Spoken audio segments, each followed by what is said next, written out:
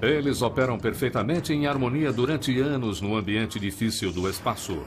Fortes o suficiente para aguentar o lançamento para a órbita, sofisticados o bastante para fornecer imagens que salvam vidas, ou retransmitir dezenas de milhares de chamadas telefônicas ao mesmo tempo. Monitorando sistemas de armas e movimentos de tropas, esses olhos no céu podem ser a diferença entre segurança e aniquilação. Um físico americano faz experimentos no terreno de sua tia. Um visionário escritor britânico de ficção científica. Um desenhista de foguetes alemão para a máquina de guerra nazista.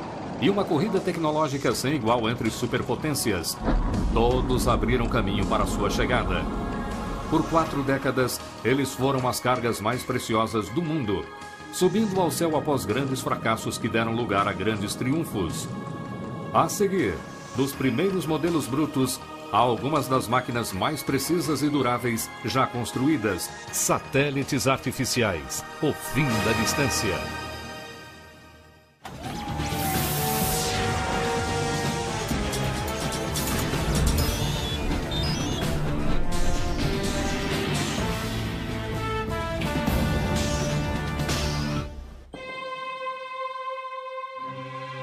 Mais de 500 deles orbitam a Terra silenciosamente. É difícil imaginar um mundo sem satélites. Ele literalmente mudou a forma como vivemos desde meados dos anos 60. Os satélites de alta tecnologia de hoje são algumas das máquinas mais complexas já inventadas. São o elo fundamental em um número crescente de tarefas como previsão do tempo, telefonia global, fax e comunicação televisiva, reconhecimento militar e comercial e até mesmo de navegação.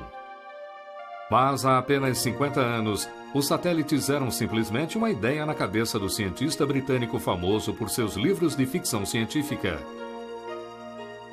Arthur C. Clarke foi o primeiro homem a imaginar as várias aplicações modernas dos satélites. Ele também escreveu 2001, Uma Odisseia no Espaço. E em 1945, 12 anos antes do lançamento do Sputnik, ele escreveu um artigo na revista Wireless World, descrevendo como os satélites poderiam ser postos em órbitas geoestacionárias e usados para transmitir sinais. Hoje, a maioria dos satélites de comunicação opera nesta órbita, girando na mesma velocidade da Terra por causa de sua posição, 35.700 quilômetros acima do Equador.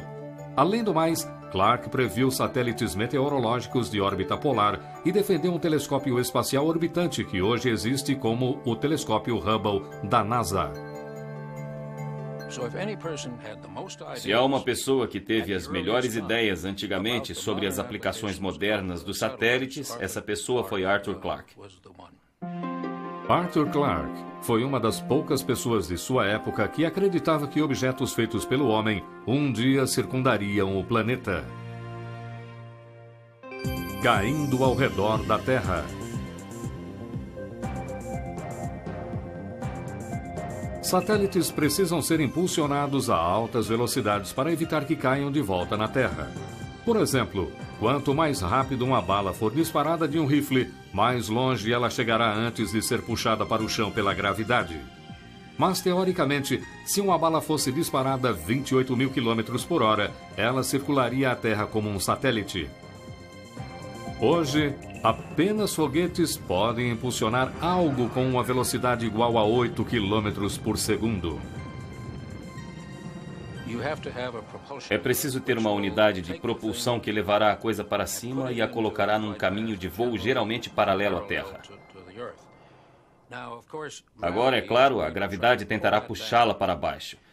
Mas se utilizar velocidade suficientemente, vai gerar uma força centrífuga que vai contra-atacar a força de gravidade que tenta puxá-la para baixo. Em outras palavras, a força com que o satélite é puxado para a Terra pela gravidade é cancelada pela curvatura do planeta em relação à velocidade da espaçonave. Ele continua caindo ao redor da Terra, ao invés de cair na superfície. Esse foi o princípio que guiou o raciocínio de Arthur C. Clarke. Quando o satélite é lançado de um foguete principal, pequenos foguetes auxiliares ajudam a orientação dos satélites na direção do local correto da Terra. E já que não há atmosfera no espaço para diminuir a velocidade do satélite, os foguetes precisam ser acionados caso o satélite se desvie do curso. Entretanto, só porque a teoria de lançar um objeto com um satélite pareça simples, não significa que podemos lançar qualquer coisa que quisermos em órbita. Peso e custo sempre foram preocupações. Alguns dos primeiros satélites pesavam poucos quilos, mas custavam milhões de dólares para serem feitos e mandados para o espaço. Hoje, graças a foguetes mais poderosos, os satélites podem pesar mais que 1 tonelada, mas o lançamento continua caro, a 30 mil dólares por quilo. Os maiores exemplos de tamanho e peso na tecnologia de satélite são as estações espaciais tripuladas, onde astronautas podem viver durante meses enquanto circundam o planeta. Atualmente, vários países, incluindo os Estados Unidos e a Rússia, trabalham juntos para construir uma nova estação espacial internacional. Apesar de ditar parte da história do mundo no espaço, a cooperação era a coisa mais distante para os líderes destas duas superpotências. Crise nacional. Prosperidade e confiança nacional corriam desenfreadas nos Estados Unidos na década de 50. Dwight Eisenhower, líder do exército aliado que ganhou a Segunda Guerra Mundial, estava na Casa Branca. Carrões, lanchonetes e Elvis Presley simbolizavam o entusiasmo de uma nova era. Consumidores americanos se divertiam num materialismo sem igual. A União Soviética era uma preocupação, mas os americanos tinham sido os primeiros a desenvolver a bomba atômica e a maioria dos cidadãos achava que os Estados Unidos ainda eram o líder tecnológico do mundo. Até 4 de outubro de 1957, quando a União Soviética lançou algo que eles chamaram de Sputnik, que significa companheiro de viagem. Minha reação pessoal foi: nossa, isso é demais. Mas a opinião pública, é claro, começou a dizer que tínhamos deixado a Rússia passar na frente. A operação bem-sucedida do Sputnik como o primeiro satélite artificial do mundo foi um balde de água fria no orgulho nacional americano. Era simplesmente uma cápsula de 83 quilos contendo um radiotransmissor e um termômetro. O transmissor foi usado para provar que objetos artificiais no espaço podem ser rastreados da Terra. Mas mesmo com tecnologia simples, causou um grande impacto. Muitas pessoas ficaram preocupadas porque se a União Soviética tinha a tecnologia do foguete para lançar algo para o espaço, não havia nada que os impedisse de lançar ogivas nucleares capazes de atingir os Estados Unidos, um ataque que os americanos não podiam revidar. No entanto, apesar do medo que o Sputnik causou, ele trouxe benefícios para os Estados Unidos. Os soviéticos fizeram um grande favor em lançar o Sputnik primeiro, porque eliminaram qualquer questão legal de sobrevoar territórios com o satélite. Como eles mesmos tinham feito isso, seria difícil reclamar de qualquer coisa que fizéssemos depois daquilo. Milhões de dólares começaram a cair nos cofres do novo programa espacial americano. Obviamente, os Estados Unidos não gostaram de ficar em segundo lugar. A corrida espacial tinha começado. Brincando de pega-pega. Na época do lançamento bem-sucedido do Sputnik, os Estados Unidos já estavam trabalhando havia vários anos no desenvolvimento de seus próprios satélites. Inicialmente, muitas pessoas no governo não estavam convencidas sobre sua utilidade. Na verdade, antes do Sputnik ser lançado, patrocinadores americanos de operações espaciais ainda lutavam por respeito.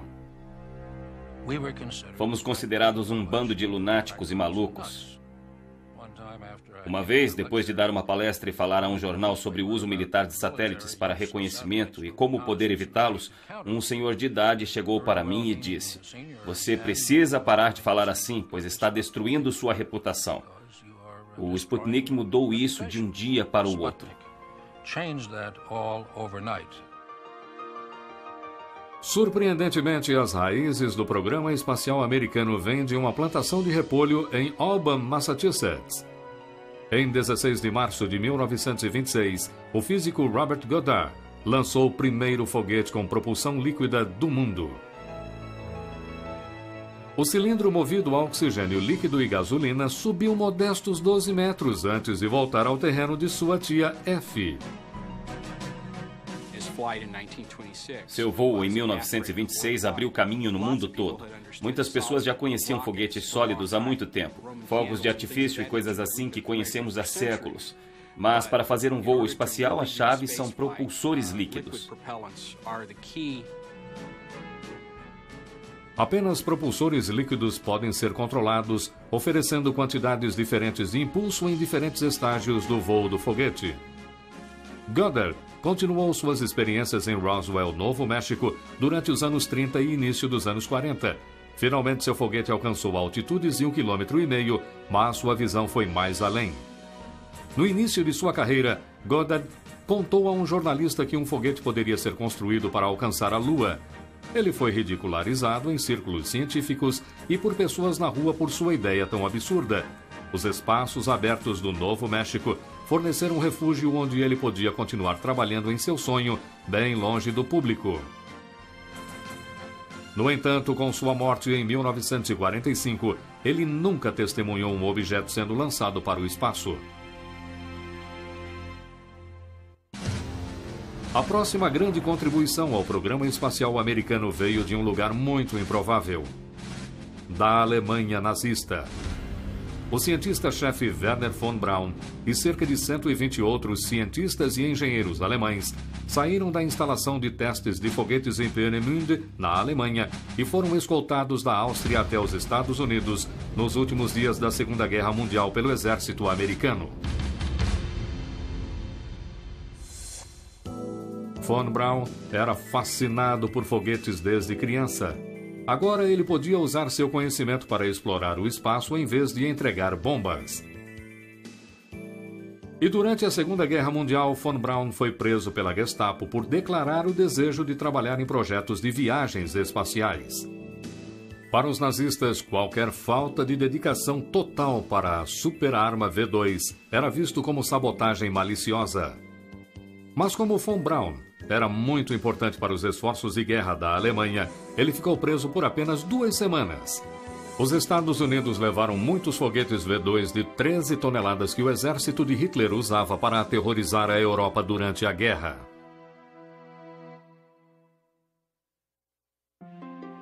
Logo, os antigos inimigos estavam usando sua até então arma secreta para conduzir novos experimentos para o exército americano. No entanto, a unidade de propulsão escolhida para acionar o primeiro satélite americano, o Vanguard 1, de 1,5 kg, foi fornecida pela Marinha, ao invés da equipe de cientistas do exército de Von Braun. Em 6 de dezembro de 1957, a Marinha teve sua chance. Dezenas de câmeras e centenas de repórteres testemunharam a primeira tentativa americana de alcançar a corrida espacial sumir em chamas. O governo deu a Wernher von Braun uma chance de redimir o programa espacial e Von Braun deixou Gordon Weith dar uma espiada no foguete que realizaria isso. Um dia, Von Braun me levou ao seu galpão em Huntsville, Alabama, na agência de mísseis balísticos do exército, e me mostrou uma montagem de foguete. Ele disse: "Aí está. Quando o governo disser que precisamos de uma montagem de foguete para lançar um satélite, aí está. Estamos prontos." Em 31 de janeiro de 1958, Von Braun viu o exército lançar o primeiro satélite americano, o Explorer 1, quase 4 meses depois do Sputnik.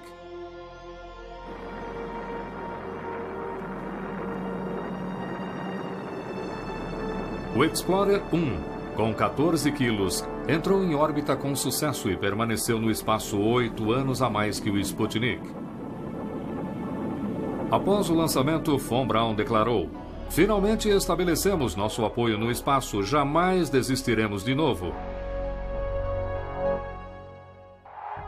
Os Estados Unidos lançaram dezenas de outros satélites de exploração científica nos 17 anos seguintes. A maioria deles sob a supervisão da recém-formada Agência Espacial do Governo, a NASA. 8 meses após o Explorer 1, a Administração Nacional de Aeronáutica e Espaço surgiu em 1º de outubro de 1958. Seu propósito oficial era a exploração espacial pacífica. Contudo, sua meta durante essa etapa da Guerra Fria era alcançar e até superar a União Soviética na corrida espacial. Mas em 1961, os soviéticos aumentaram a aposta. Em 12 de abril, a União Soviética lançou um tipo diferente de satélite. Com um homem dentro. Yuri Gagarin se tornou o primeiro ser humano no espaço e a primeira pessoa a orbitar a Terra. Depois de alcançar uma altura máxima de 325 quilômetros, ele aterrissou num campo na União Soviética 1 hora e 48 minutos depois, dando aos comunistas mais uma vitória de propaganda mundial. Após o voo histórico, Gagarin disse: "Com certeza não me senti sozinho, pois sabia que meus amigos, aliás, todo o povo soviético, estava assistindo ao meu voo espacial." 10 meses depois, John Glenn se tornou o primeiro satélite humano americano. Estamos a caminho. Deus te proteja, John Glenn. Em 20 de fevereiro de 1962, ele circulou a Terra 3 vezes a 28 mil quilômetros por hora. Gravidade zero e eu me sinto bem. Cápsula girando. A vista é fantástica. Dias mais tarde, Glenn recebeu as boas-vindas de um herói durante um desfile na cidade de Nova York. Esta foi uma grande experiência para todos nós do programa e eu acho que para todos os americanos também. Eu estou muito contente de ver o orgulho em nosso país e que nossas realizações não são coisas do passado. Mas os Estados Unidos ficaram novamente em segundo lugar e muitos se perguntaram se o país conseguiria vencer o desafio proposto pelo presidente John Kennedy. Acredito que esta nação deveria se comprometer a alcançar uma meta antes que essa década acabe, de levar um homem até a Lua e trazê-lo em segurança para a Terra. Bilhões de dólares continuaram indo para o programa espacial americano. Finalmente, em 20 de julho de 1969, com a ajuda do foguete Saturno V, com 110 metros de altura e mais de 3.000 toneladas, os Estados Unidos chegaram primeiro. Decolagem! Temos uma decolagem! Conseguimos! É um pequeno passo para um homem, mas um grande salto para a humanidade. Os Estados Unidos ganharam o maior prêmio na corrida espacial e a confiança nacional foi restaurada, mas uma corrida ainda mais crucial continuou. Os satélites de reconhecimento assumiram uma importância fundamental, com as superpotências construindo arsenais nucleares. Se um lado pudesse indicar as localizações de mísseis alheios usando fotografia de satélites, então um primeiro ataque letal seria possível. Reconhecimento eficiente resulta em preparação e a falta de preparação pode resultar em aniquilação completa.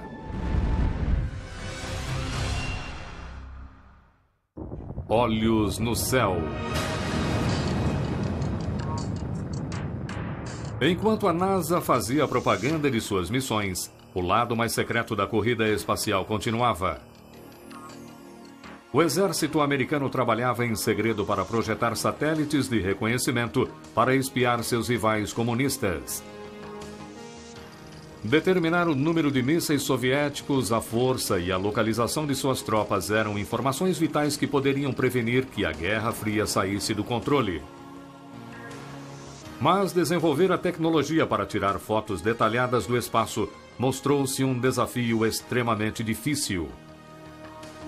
A primeira tentativa foi com o Discoverer 1, de 600 quilos, que finalmente foi lançado em 28 de fevereiro de 1959, depois de muitos atrasos.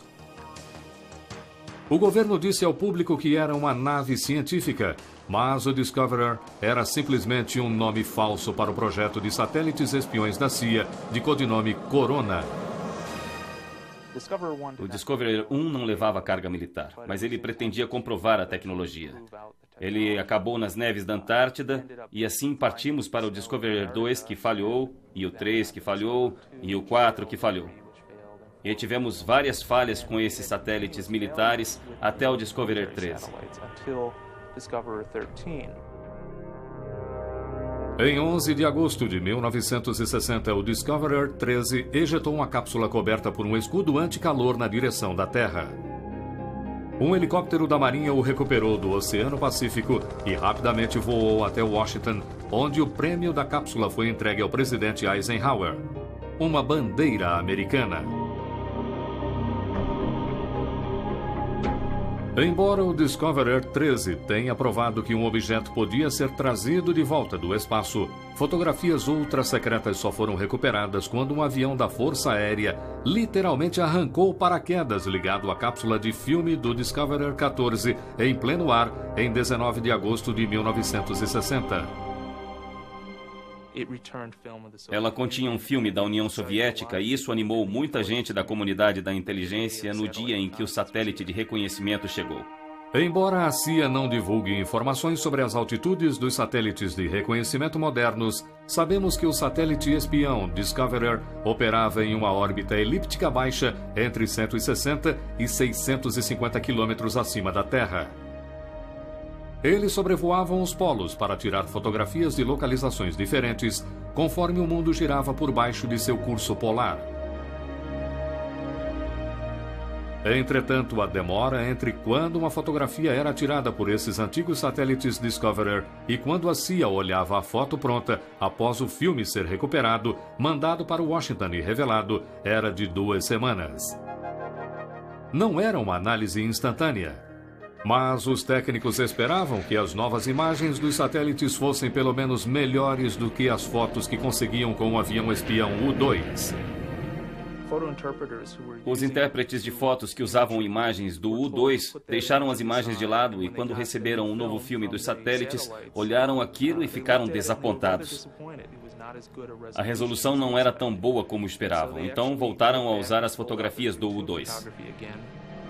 Mas 2 acontecimentos no início dos anos 60 convenceram os peritos de que o sucesso do programa militar de satélite de reconhecimento era fundamental. Em 1º de maio de 1960, uma base soviética de mísseis derrubou o avião espião U-2 com o piloto da Força Aérea Francis Gary Powers a 24 mil metros acima da União Soviética. Powers sobreviveu, mas em outubro de 1962, durante a crise dos mísseis cubanos, os soviéticos derrubaram outro avião U-2. Dessa vez, o piloto morreu. Era óbvio que imagens melhores dos satélites permitiriam que informações vitais fossem reunidas sem arriscar mais vidas americanas. Um indício do compromisso dos Estados Unidos com a vigilância espacial foi a inauguração em agosto de 1960 do Escritório Nacional de Reconhecimento. Sua existência era secreta, e seu trabalho era espionar a União Soviética, assim como China, Líbia e outros países. Em 1962, todos os projetos de satélites de reconhecimento no Escritório de Reconhecimento tiveram o codinome Keyhole. Seguindo os fracassos para recuperar as cápsulas de filmes e as 2 semanas que levava para pegar e revelar as fotos do satélite Discoverer, o Escritório de Reconhecimento lutou para melhorar seus olhos no céu. Durante o fim dos anos 60 e início dos anos 70, satélites mais eficientes contendo muitas cápsulas de filmes com processo de revelação e análise mais dinâmicos reduziram o atraso para 3 ou 4 dias. Mas o filme ainda era mandado para o espaço em latas, porque muitos experimentos para transmitir imagens usando sinais de rádio tinham falhado. 2 eventos mundiais provaram que alguns dias de atraso ainda eram muita coisa. Em 21 de agosto de 1968, tropas soviéticas invadiram a Tchecoslováquia para reprimir um movimento pró-democracia em Praga. E em 6 de outubro de 1973, o Egito e a Síria fizeram um ataque surpresa contra Israel. Em ambos os casos, os satélites Keyhole só mostraram fotografias dias depois das invasões terem acontecido. Como disse um analista da CIA na Batalha no Oriente Médio de 1973, temos uma cobertura maravilhosa, mas só conseguimos as fotos depois que a guerra acabou. Chega de esperar. Eu, Jimmy Carter, juro solenemente que desempenharei lealmente. Em 20 de janeiro de 1977, num belo dia de inverno, Jimmy Carter passou pela Avenida Pensilvânia, seguindo para sua posse como presidente dos Estados Unidos. No entanto, outro evento empolgante acontecia a poucos quilômetros de distância. Naquela mesma tarde, um novo modelo do satélite Keyhole foi capaz de transmitir as primeiras imagens em tempo quase real do espaço para o Centro de Processamento do Escritório de Reconhecimento no Fort Belvoir, Virgínia. Cada ponto da foto ou pixel era marcado com um número correspondente para branco, preto ou várias tonalidades de cinza. Esses números eram convertidos em um sinal e mandados para a Terra, onde a transmissão digital era convertida em foto. O presidente Carter não viu as imagens até o dia seguinte, mas ele imediatamente reconheceu seu valor em tomar decisões críticas baseadas em fatos fotográficos em vez de teorias de analistas. O Keyhole Modelo 11 reduziu o tempo de atraso para satélites espiões de alguns dias para questão de minutos. Mas poucas pessoas do governo podiam ver as imagens secretas desse novo satélite Keyhole, também conhecido como KH-11. Mesmo hoje, apenas fotos de satélites tiradas antes de 1972 são mostradas ao público. No entanto, as informações secretas vazaram com o passar dos anos. Em 1978, William Campiles, um ex-funcionário da CIA, vendeu o manual do KH-11 para os soviéticos por $3.000. Ele recebeu uma sentença de 40 anos de prisão. Então, em 1984, um analista da inteligência da Marinha Americana liberou essa imagem do KH-11 para uma revista militar inglesa. Ela mostrava o primeiro porta-aviões nuclear soviético durante a construção. Samuel Long Morrison foi sentenciado a 2 anos de prisão por mostrar a imagem. Já que toda a informação moderna e imagens permanecem secretas, o satélite fotográfico comercial Spot, desenvolvido na França, nos dá uma ideia da capacidade do satélite militar de reconhecimento. Ele é usado para vários propósitos, incluindo planejamento urbano, avaliações de colheitas e questões ambientais, como estimar o tamanho do desmatamento. Mesmo assim, o satélite Spot não é tão exato quanto os sistemas militares. A capacidade de resolução do Spot é de 10 metros, enquanto peritos acreditam que os modelos militares de hoje possam ter resoluções de poucos centímetros. Mas poucas pessoas no governo sabem o valor exato da resolução. Quando mede a resolução, na verdade, não mede o menor objeto que pode ver. Você mede a menor distância que pode determinar entre 2 objetos. Não dá para ler placas de carro dos satélites em órbita. Eles têm uma resolução que deve ser provavelmente equivalente a uma bola de beisebol, cerca de 15 centímetros. Se 2 objetos estão a essa distância, dá para ver isso da órbita. Novos sistemas de reconhecimento usam fontes infravermelhas e ultravioletas em vez de confiar apenas na luz espectral visível. Isso significa que esses satélites conseguem obter imagens em dias nublados ou até de noite. Mas a pesquisa e o desenvolvimento dos satélites militares americanos também geraram uma onda de uso civil dessa alta tecnologia. Na verdade, um tipo de satélite salva milhares de vidas todos os anos. Há outro tipo de satélite cuja origem é baseada em tecnologia militar espacial que presta um importante serviço civil. Salvadores de vidas. Alguns cientistas acreditam que o aquecimento global resultará em desastres naturais mais frequentes e mais poderosos nos próximos anos. No passado, a perda de propriedades residenciais e comerciais por tornados, enchentes e furacões chegava a centenas de milhões e, às vezes, bilhões de dólares.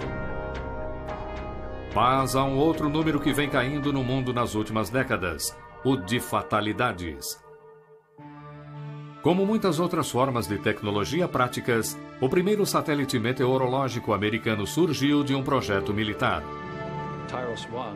O TIROS-1, que foi lançado em 1º de abril de 1960, surgiu de uma pesquisa em que uma das companhias fez sobre o possível uso de satélites de reconhecimento.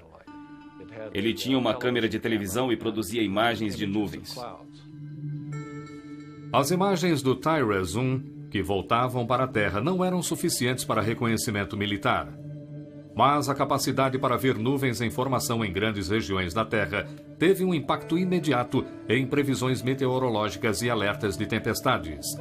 Na verdade, o TIROS-3, que foi lançado apenas 4 anos depois do Sputnik em 1961, identificou a formação do furacão Esther no Oceano Atlântico mais de 2 dias antes de qualquer outro meio de observação. Se há um furacão indo em sua direção ou uma tempestade em desenvolvimento no meio oeste que criará tornados, a capacidade de dar avisos sobre o que vai acontecer é o primeiro passo para salvar vidas. É aí que o satélite meteorológico entra com força total. Satélites meteorológicos projetados para captar fotos de alta resolução e reunir dados atmosféricos precisos operam em órbitas polares baixas, cerca de 300 a 600 quilômetros de altitude.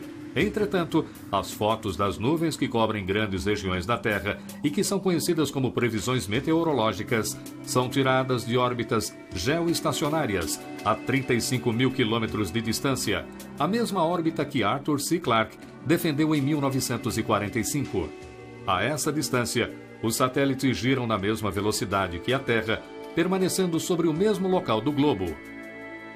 Antes dos anos 60, espaçonaves de reconhecimento muitas vezes não conseguiam localizar furacões se formando no Atlântico, até que estavam a horas de distância de atingir as ilhas do Caribe ou o sudeste dos Estados Unidos. Graças à cobertura global dos satélites meteorológicos, as pessoas agora têm dias para a evacuação e poucas ficam para trás para ver como será, já que podem ver as imagens e ouvir os dados exatos sobre a velocidade do vento e a quantidade de chuva em seus próprios televisores. Os satélites meteorológicos de hoje são mais capazes do que apenas tirar fotos de nuvens. Eles fornecem imagens em alta resolução para mapas precisos em 3 dimensões, que reúnem dados incrivelmente exatos sobre sistemas climáticos na atmosfera superior. Eles também possuem equipamentos de busca e resgate para viajantes em partes remotas do mundo. Além do uso mais comum, que é para barcos, eles são usados para rastrear aeronaves. Se estiverem com problemas, podem ativar o radiotransmissor e enviar transmissões de rádio que são recebidas pelo satélite e então retransmitidas para a guarda costeira ou para quem fizer uma busca para resgatá-los. E isso tem sido um sucesso. Eles estimam os salvamentos em centenas.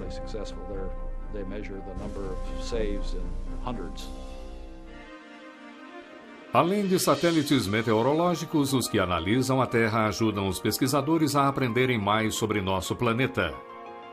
Os satélites de observação conseguem imagens de alta resolução que podem ser transformadas por computadores em animações em 3D para avaliar rendimento das colheitas, identificar falhas geológicas, ajudar no planejamento urbano e cuidar de outros recursos naturais como florestas. Como os satélites podem oferecer informações exatas de posicionamentos, um crescente número de consumidores está tirando vantagem dessa tecnologia.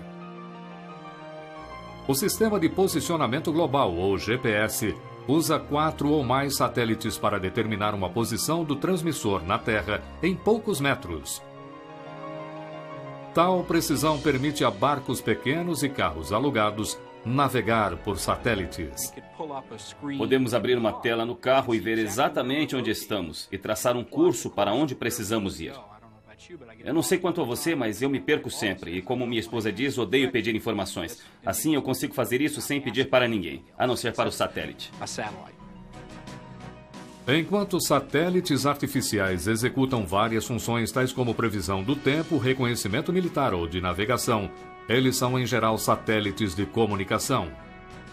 Pois se não pudessem mandar imagens ou dados de volta para a Terra, seriam apenas lixo espacial.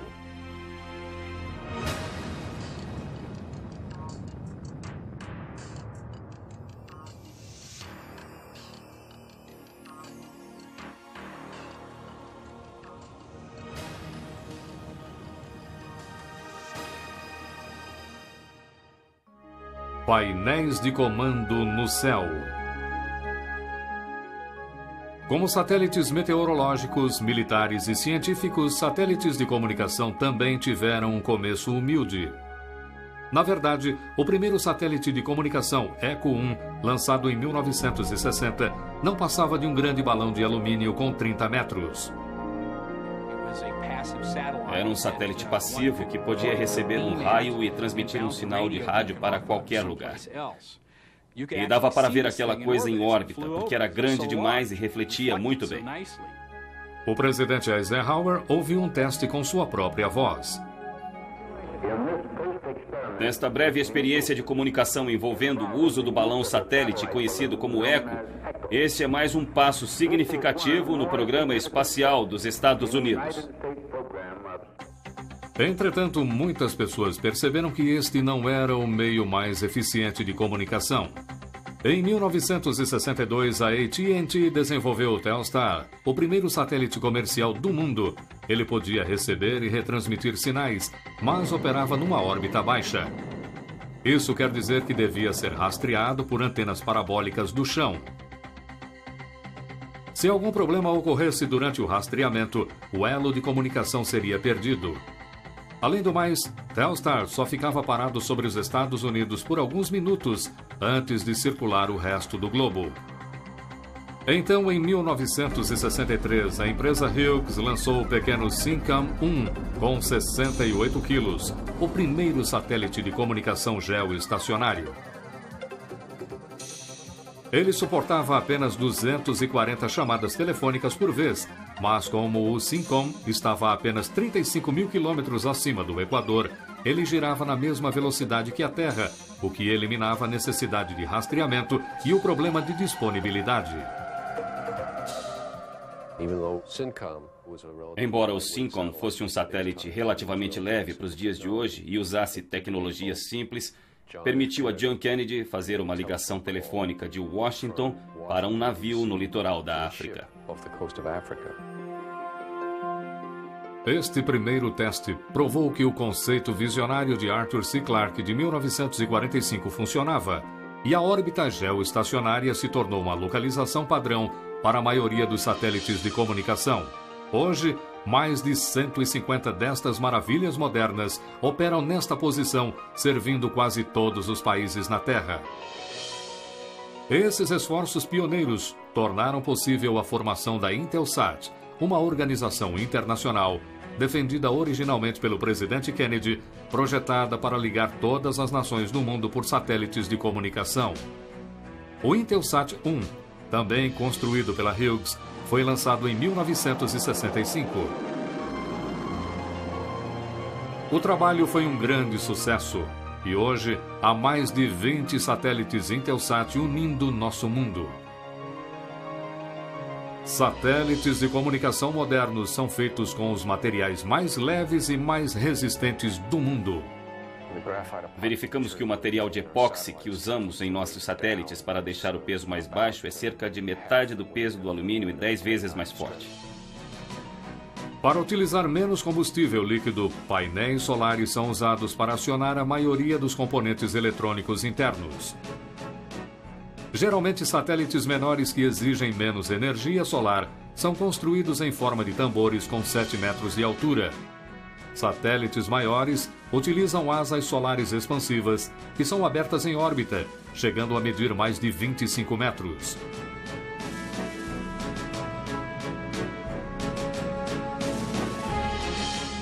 Os satélites também afetaram nossa cultura ao transmitir sinais de televisão ao redor do mundo.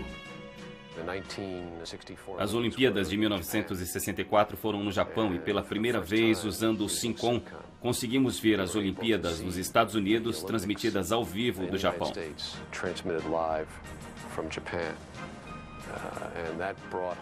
E aquilo mostrou em alto e bom som como os satélites de comunicação podiam ser importantes para a transmissão televisiva. As transmissões televisivas de satélites nos anos 80 permitiram às pessoas na União Soviética ver como o mundo ocidental vivia, e hoje cidadãos chineses também têm um crescente acesso às notícias e informações de outras partes do mundo. O mundo jamais será o mesmo. Já não há mais lugares remotos no planeta por causa dos satélites de comunicação. Graças à forte amplificação dos sinais de televisão pelos satélites de hoje, consumidores podem agora receber transmissões diretamente em antenas de 45 centímetros. Com as constantes melhorias, esses receptores de satélites podem se tornar parte de muitos lares, oferecendo 400 canais de televisão e dados, assim como um canal de saída de vídeo. Esse canal de saída fará uma videoconferência ser tão fácil quanto uma chamada telefônica. Os satélites de comunicação transformaram nosso mundo numa aldeia global em menos de 4 décadas. Hoje podemos pegar o telefone e falar instantaneamente com alguém em quase qualquer lugar do planeta.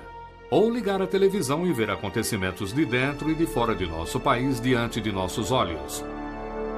Fax internacional, modems de alta velocidade e e-mail utilizando linhas telefônicas e satélites também permitem a empresários, pesquisadores e pessoas comuns transmitir dados ao redor do mundo em questão de segundos. Comunicação em tempo real no mundo todo era algo que não existia antes dos anos 60 e da revolução dos satélites de comunicação. Isso mudou o nosso modo de vida. Nossa sociedade, nossa economia são construídas sobre esses recursos. Corrida por mais espaço. Quando os satélites americanos Explorer e Discoverer corriam contra a União Soviética há 40 anos, ninguém jamais imaginou que o espaço acima de nosso planeta poderia ficar superlotado. Esta é uma preocupação crescente, já que objetos em órbita geoestacionários precisam ser posicionados a certa distância da Terra e acima do Equador. Eles também precisam estar a 1.600 quilômetros de distância um do outro para que seus sinais não se misturem. Portanto, há apenas poucos espaços a serem ocupados, uma questão que as Nações Unidas estão examinando. Acredito que com um planejamento inteligente e boa coordenação pela União Internacional de Telecomunicações, haverá bastante espaço para satélites durante o século XXI. Outra preocupação com o espaço cada vez mais cheio são os entulhos conhecidos como lixo espacial. Isso consiste em objetos de vários tamanhos, como as partes que se soltam nas etapas dos foguetes, peças que se desprendem de espaçonaves e até lascas de tinta. Lixo espacial rastreável, objetos com mais de 10 centímetros. Cada ponto nesta animação de computador representa um pedaço de lixo espacial. Muitos destes itens acabam queimando na atmosfera superior da Terra. Mas esse processo, às vezes, pode levar décadas para acontecer, conforme suas órbitas diminuem gradualmente. À primeira vista, algo tão pequeno quanto uma lasca de tinta não é tão preocupante. Mas como viaja a 28 mil quilômetros por hora, ainda pode ter um impacto significativo. Uma lasca de tinta de um satélite bateu numa das janelas do ônibus espacial Challenger em 1983, fazendo um buraco de meio centímetro. Obviamente, um objeto maior causaria resultados desastrosos. Isso existe, está lá em cima, mas não é um grande problema. Pelo menos agora. Eu ficaria mais preocupado com meteoritos e coisas assim. Apesar dessas preocupações, os satélites estão unindo nosso mundo mais rápido que qualquer outra forma de tecnologia. O termo ao vivo via satélite é usado para indicar um evento mundial especial. No entanto, hoje as operações de satélites passam despercebidas. Não porque são de pouca importância, mas porque são muito importantes. Sem a previsão do tempo que eles tornam possível, sem a comunicação global, sem a exploração e o mapeamento que eles tornam possíveis, se pensar em como o mundo seria sem esses serviços, é quando se começa a perceber o quanto são importantes.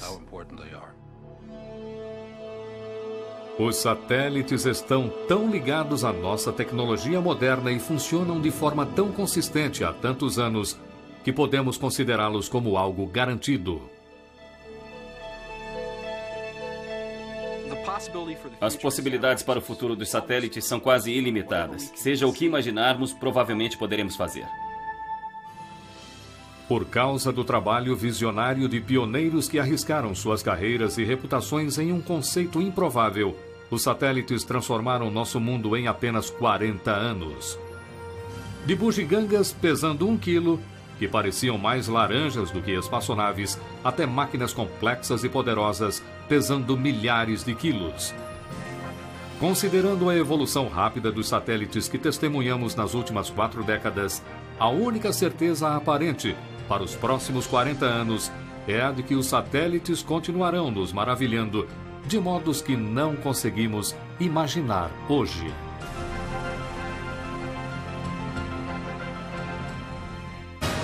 Versão brasileira, Etc. Filmes, São Paulo.